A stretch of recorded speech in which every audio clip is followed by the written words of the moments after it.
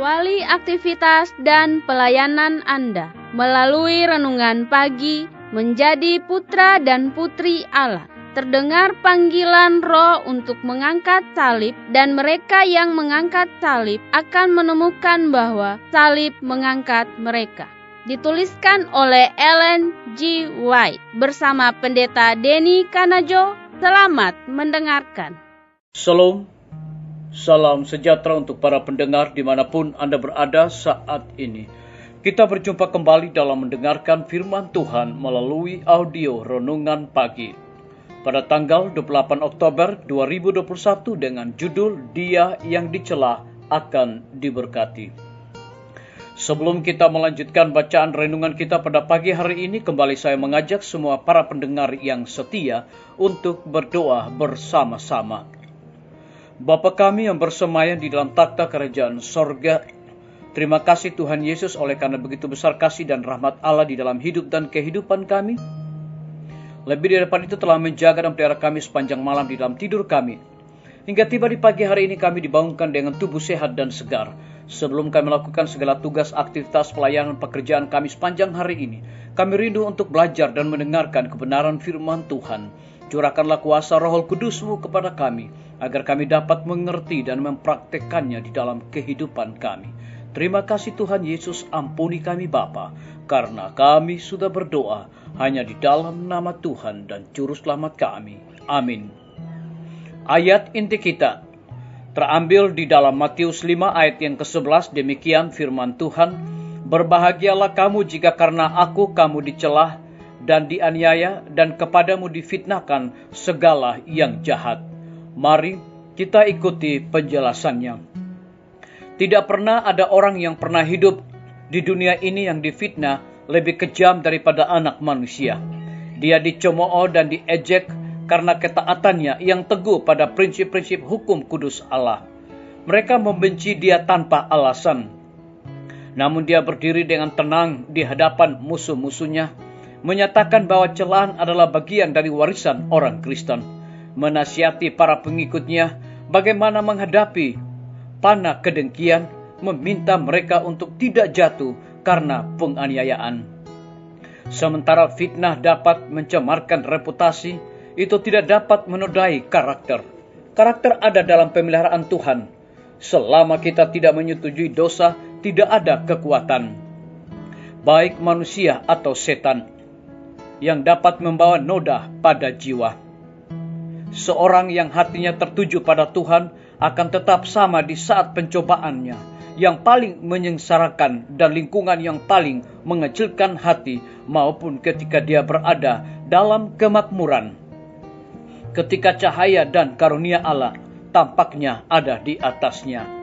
Kata-katanya, motifnya, tindakannya mungkin salah diartikan dan dipalsukan, tetapi dia tidak keberatan karena dia memiliki kepentingan yang lebih besar yang dipertaruhkan.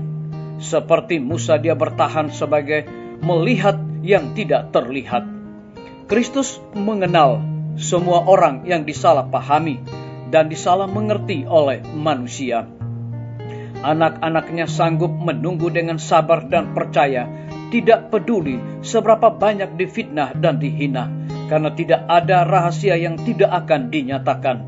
Dan mereka yang menghormati Tuhan akan dihormati olehnya di hadapan manusia dan malaikat. Ketika orang-orang akan mencela kamu dan menganiaya kamu, kata Yesus, bersukacita dan bergembiralah. Upahmu besar di sorga.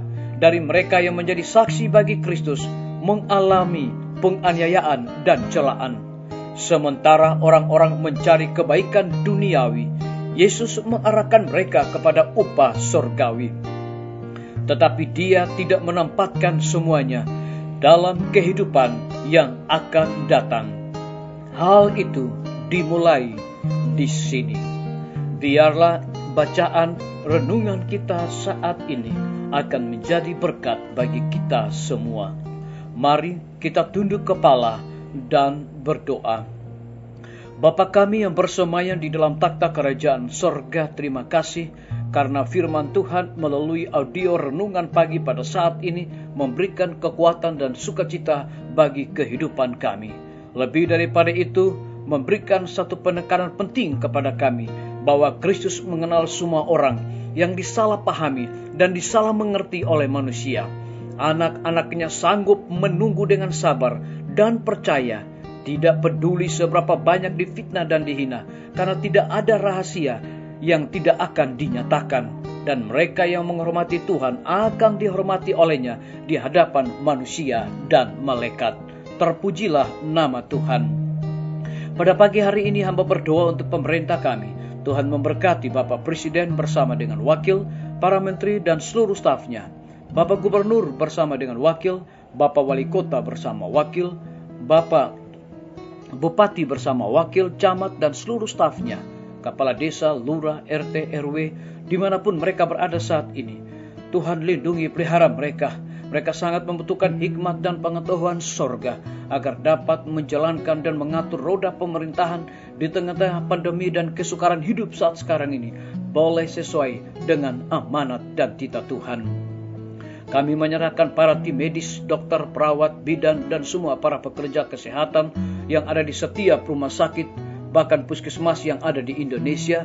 Tuhan lindungi pelihara mereka, berikan kekuatan, kesehatan, hikmat, pengetahuan sorga, sukacita di dalam pelayanan, agar mereka dapat menjalankan pelayanan yang terbaik bagi setiap orang yang membutuhkan pelayanan mereka. Kami juga berdoa untuk guru-guru, kepala sekolah, dan semua siswa. Kiranya Tuhan lindungi pelihara mereka, curahkan hikmat pengetahuan sorga, agar biarlah setiap guru-guru dan siswa di setiap lembaga pendidikan akan merasakan bagaimana berkat dan kasih sayang Tuhan bagi kehidupan mereka. Kami juga berdoa untuk pimpinan-pimpinan organisasi gereja Tuhan, dari tingkat yang tertinggi sampai kepada gembala jemaat dimanapun mereka berada. Saat ini Tuhan, mereka membutuhkan kuasa Roh Kudus dalam pelayanan mereka. Kami berdoa untuk TNI, Polri, PNS, wira swasta, petani, pedagang, nelayan, ojek online, dan saudara-saudara kami yang ada di dalam penjara. Tuhan lindungi pelihara mereka, berikan kekuatan, kesehatan, dan terlebih daripada itu juga hikmat dan pengetahuan sorga. Kami juga berdoa untuk para pendengar yang setia yang berulang tahun saat ini. Dengan bertambahnya usia yang Tuhan percayakan dalam hidup mereka, mereka selalu bersyukur dan melayani Tuhan senantiasa. Yang berada di dalam kebimbangan dan ketidakpastian hidup, Tuhan berikan iman yang teguh, kokoh kepada mereka untuk terus berharap dan bersandar kepada Tuhan.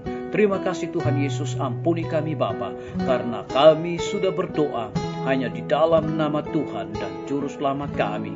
Amin. Sampai jumpa. Tuhan Yesus memberkati kita semua.